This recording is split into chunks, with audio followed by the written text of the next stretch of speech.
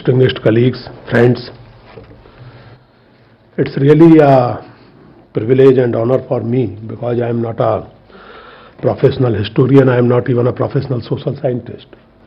I am a mere writer or a student of cultural history or literature.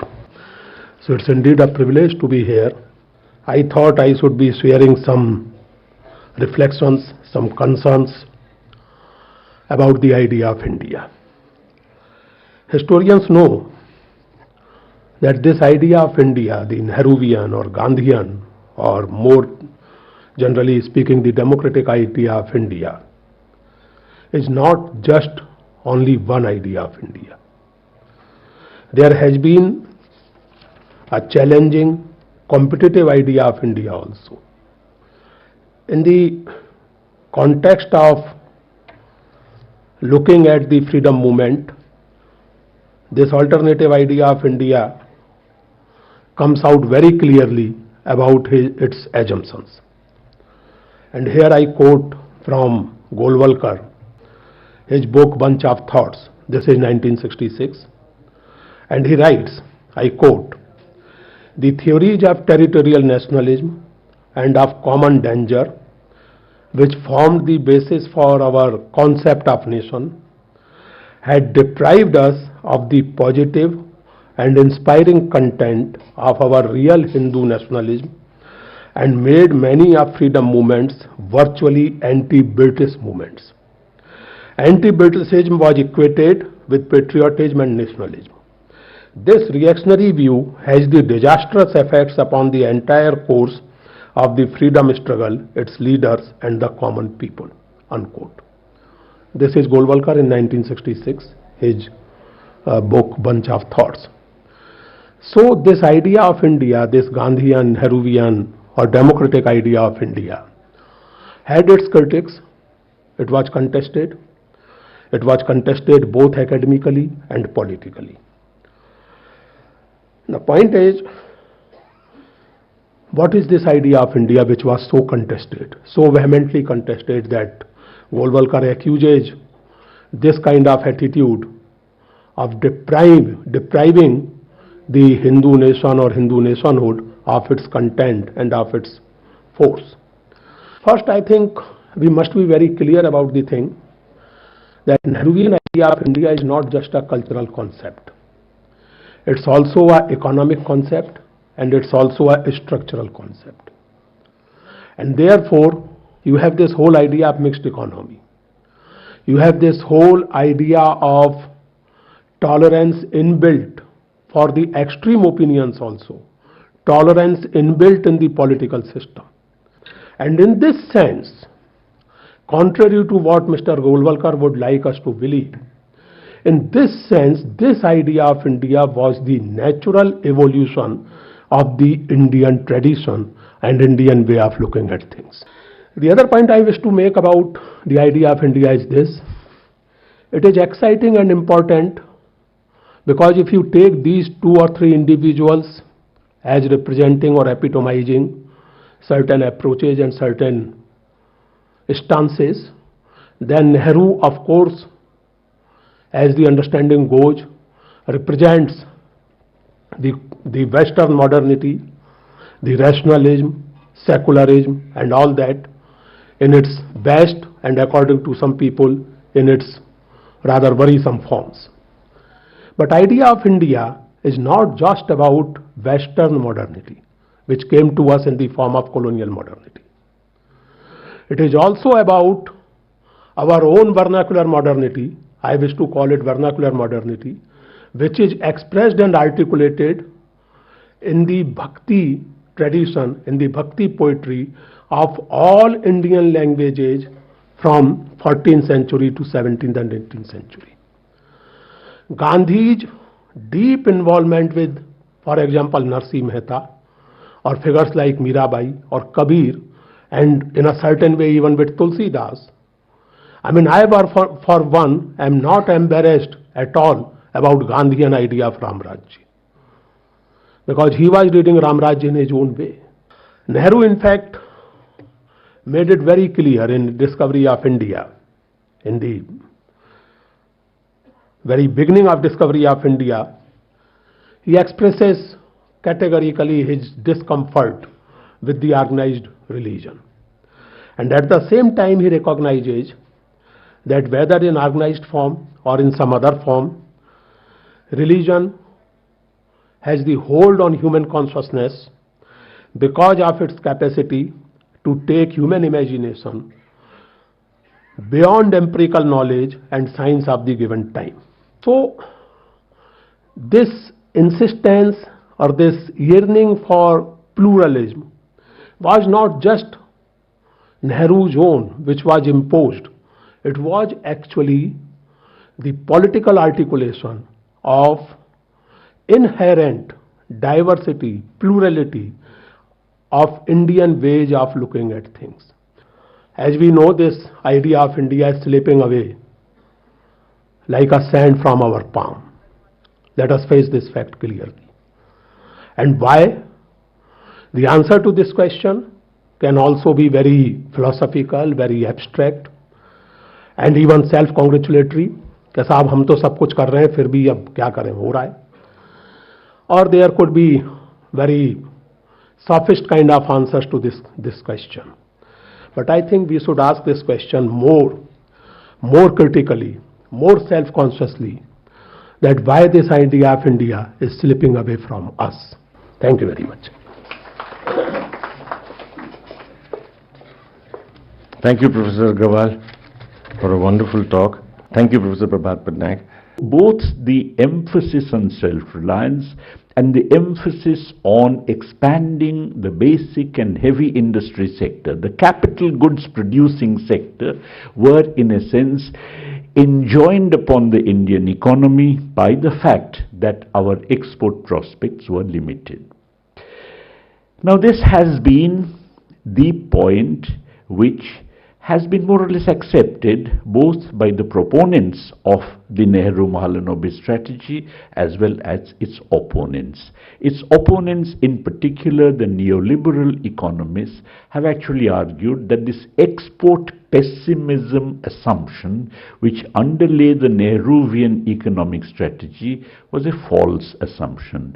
Innumerable amount of research has taken place to show that really speaking, the constraint on India's exports arose not from the world demand side, but from the domestic production side. Incidentally, I should say that our former Prime Minister Manmohan Singh's PhD thesis actually argued this. It was submitted to Oxford University.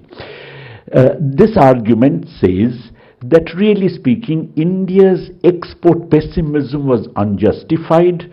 On the contrary, it was actually one of those self-fulfilling prophecies, because you did not believe that exports could be pushed out. You made no efforts to push out exports. Instead, you started producing a whole range of goods on your own, which you could have been better off importing from abroad.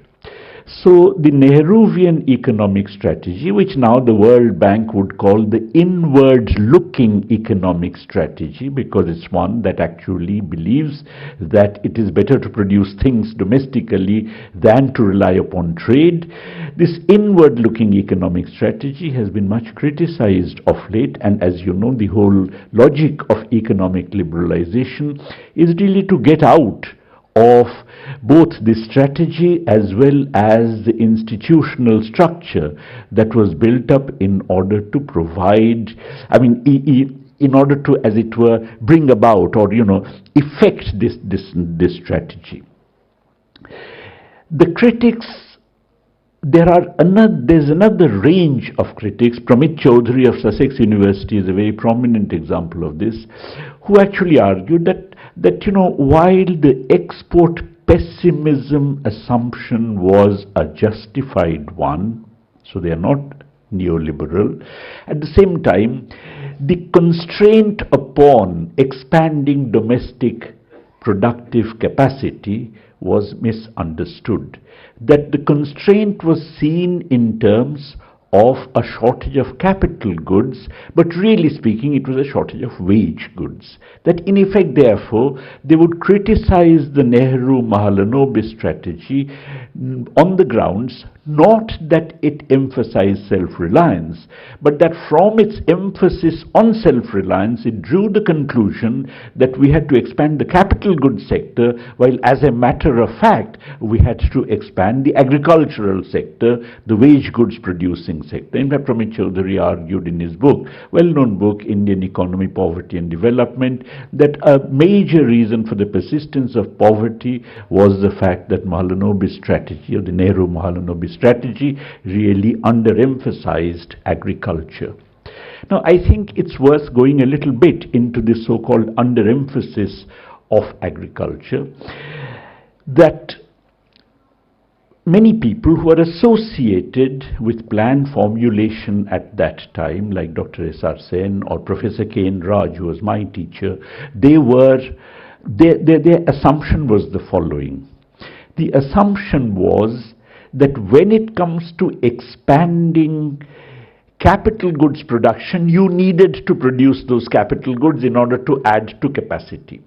When it comes to agriculture, really speaking, agriculture was, in Dr. S.R. Sen's words, which were quoted in Professor Chakravarti's book, agriculture was a bargain sector. That really you didn't require much investment in agriculture.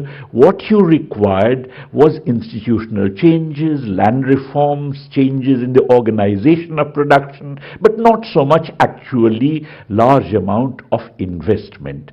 Or as economists would put it, that the output capital ratio in agriculture could be greatly enhanced through institutional changes like land reforms, tenancy reform, security of tenure and so on, and land redistribution. But this is something which therefore meant that you could concentrate your investable resources for expanding capital goods production, and on the other hand do institutional changes to expand agricultural production. As a matter of fact, the latter did not happen, which has been the left criticism of the Nehruvian strategy, namely that land reforms, the changes in land reform, there was of course a certain amount of land reforms, but basic changes in the structure of land ownership is something that did not happen, and had it happened, then you would have got a major boost to agricultural production, which did not happen. But that is one range of criticism. Let me come back to the other criticism which I mentioned earlier, namely that the assumption of export pessimism was an invalid assumption. Now, this is something which, of course, was empirically argued at that time by Surendra Patel, who was a very well-known economist, in an article in the Economic Journal, where he actually showed the constraints on India's exports arose on the demand side. But as I said, subsequently, there has been a very substantial amount of literature, including Dr. Manmohan Singh's PhD thesis, and subsequently my own JNU colleague, Professor Deepak Nayyar's PhD thesis, all of which argued that, really speaking, India's exports were constrained not on the demand side, but on the supply side. Now, one can actually go into this whole question. Jagdish Bhagwati and Padma Desai, in their book on Indian industrialization, have argued that Professor Mahalanobis, being a physicist, was unaware of the trade possibilities, or tend to kind of, not take the trade possibilities seriously. I mean, poo-poo the trade possibilities and so on. But I don't think that's right. Mahalanobis had a more sophisticated understanding of the whole question of trade. But let's not go into that.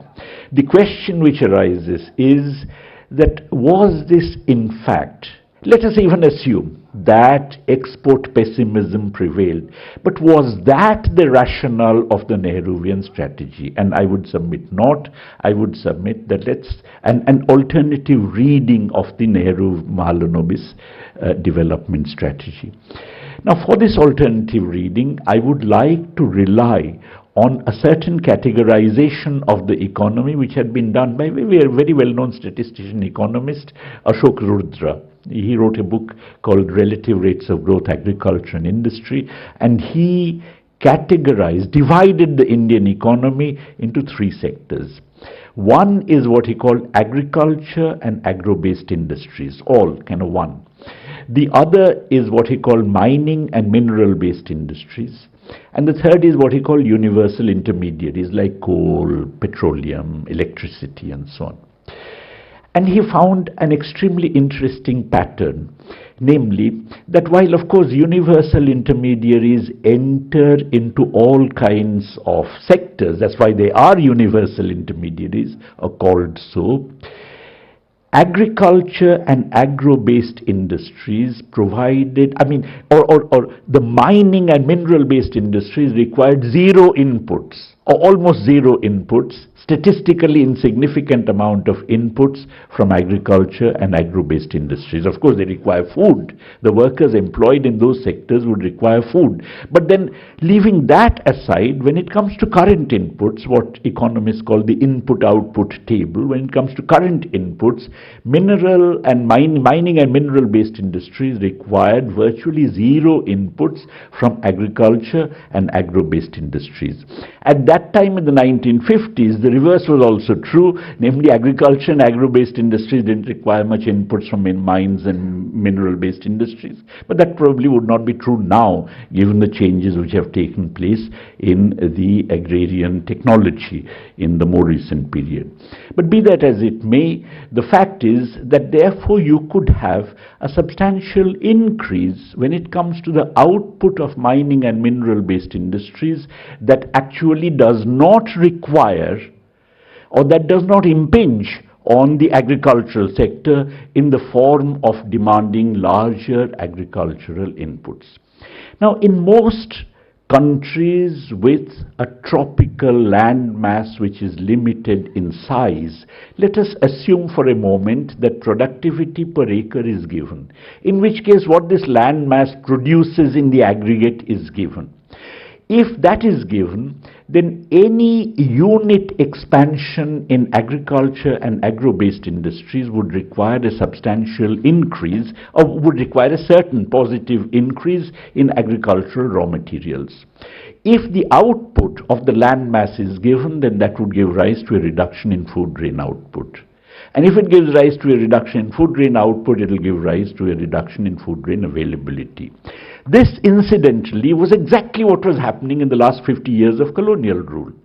Blin's figures show that in the last 50 years of colonial rule, starting from roughly about 199-200 kilograms per person per year as the per capita food grain availability in what is called British India, at the beginning of the 20th century, per capita food grain availability had declined to about 136 kilograms at the time of independence, and even if you take a kind of average, it was certainly below 150 kilograms. You have had, therefore, a very substantial 25% drop in the per capita food grain availability, and in a sense you can understand things like the Bengal famine against the background of that particular drop which had taken place.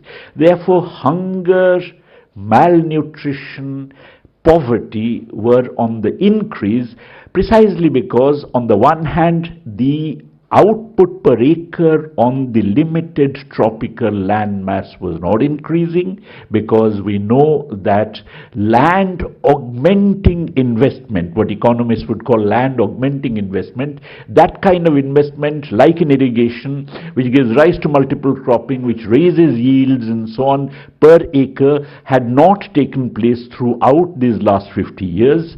On the other hand, you had more and more land being devoted to the production of agricultural raw materials, because of which per capita food grain availability was declining. Now, of course, with post-independence having a government of our own in free India, you would find that land augmenting investment would be increasing, as indeed it did increase. You had substantial investment in multipurpose projects, in irrigation and so on, and you also had a substantial increase in net sown area in the first 5-year plan period, subsequently in gross sown area, and at a later date when the Green Revolution occurred, through high yielding varieties of seeds in land productivity. But while land augmentation did occur, at the same time, the fact remains that for any particular level of land augmentation, an emphasis on agriculture and agro-based industries jeopardizes your food security to a much greater extent than an emphasis on mines and mineral-based industries that makes zero demand as far as the agricultural sector is concerned in terms of its inputs. It followed, therefore, that one has to think in terms of the Nehru-Mahalanobis strategy, not just because of the world demand for Indian exports being limited, but rather it is a desirable strategy per se. Even if the world demand for India's exports had been infinitely elastic, that you could sell any amount of agriculture, agro-based exports in the world market, nonetheless it would make sense from the point of view of food security in the country, which had been progressively getting undermined in the last 50 years of colonial rule, to make sure that you did two things. One, that you actually increased land augmenting investment, and secondly, that you actually shifted the structure of production from in industry from agriculture and agro-based industries to mining and mineral-based industries. This is precisely what the Nehru-Mahalanobis strategy tried to do. There was, let us not forget to start with, the Grow More Food campaign, which began immediately after independence, and subsequently, as I mentioned, there was an increase in net sown area, there was an increase in irrigation, and as a matter of fact, roughly by 1964-65, India's per capita food grain availability, which had fallen to below 150 kilograms per person per year, at the time of independence, about 148 kilograms if you take quinquennial averages, actually increased to 168 kilograms around the time of Nehru's death. Now, subsequently, we know that with economic liberalization, there has been a change which has taken place.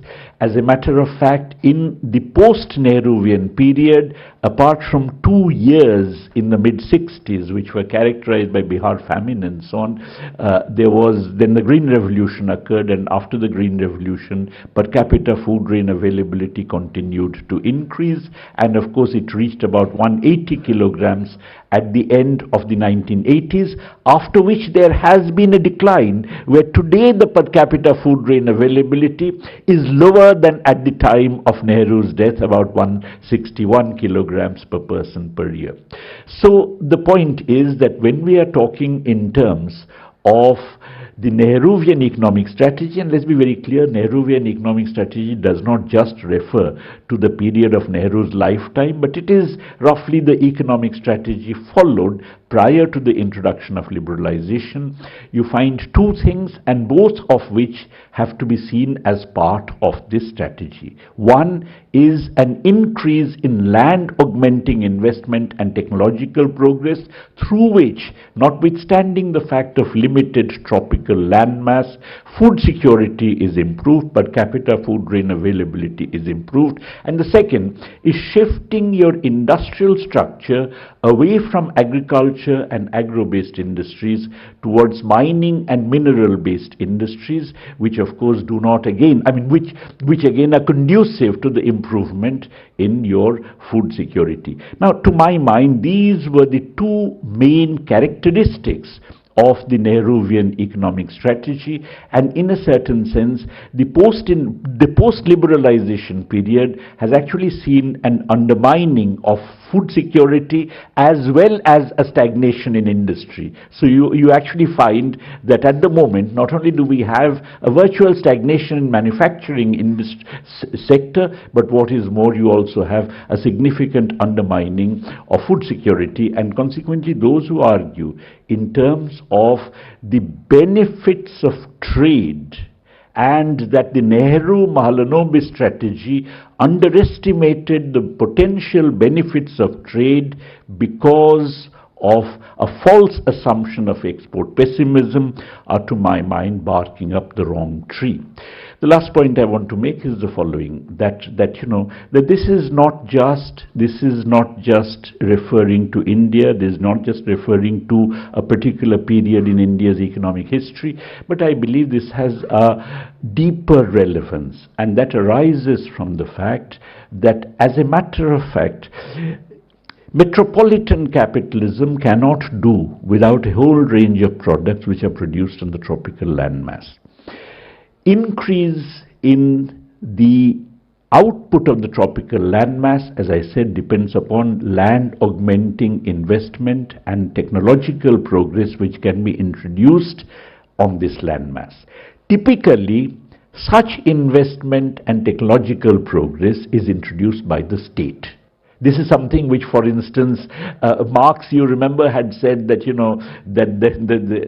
the Eastern empires had actually three main departments. One was the Department of Revenue, which is plundering your own people. The other was the Department of War, which is plundering other people. And the third was the Department of Irrigation. That fundamentally, and Karl Wittfogel went on to develop a whole theory of Oriental despotism based precisely on the assumption that irrigation projects essential for land augmentation in tropical areas can basically be sustained by the state.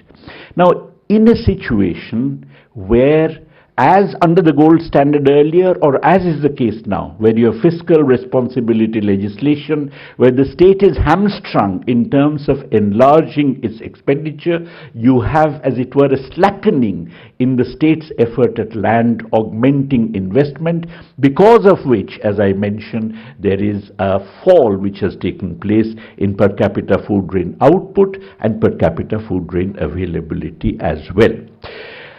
It follows, therefore, that if we are talking in terms of an appropriate economic strategy for any country, then it is essential, first, that an improvement, any third world country of India's size with substantial hunger and malnourishment and so on, it's very important, therefore, that we have to, number one, undertake substantial land augmenting investment in the form of irrigation and other such things, which means activation of the state as a spender, as an investor. And secondly, we have to make sure that there is no drain on this limited land availability in terms of metropolitan demand for goods, and that in turn requires restrictions on exports so as to ensure that food security is met domestically.